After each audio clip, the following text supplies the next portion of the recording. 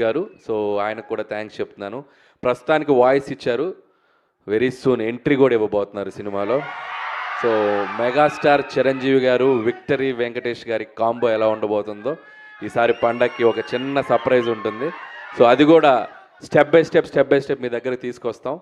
And ఇక నాకు ఈ ఆపర్చునిటీ ఇచ్చిన చిరంజీవి గారికి చాలా చాలా థ్యాంక్స్. ఎందుకంటే ఆయన పాట, ఆయన ఆట, ఆయన మేనరిజమ్స్, ఆయన ఫైట్స్, ఆయన లుక్స్, ఆయన పోజులు అభిమానించిన వాళ్ళు, అనుకరించిన వాళ్ళు ఎవరు ఉండరు తెలుగు సినిమా ప్రేక్షకుల్లో. ఎక్కడొక చోట ఆయన ఇన్ఫ్లుయెన్స్ ఉంటానే ఉంటుంది చిరంజీవి గారిది.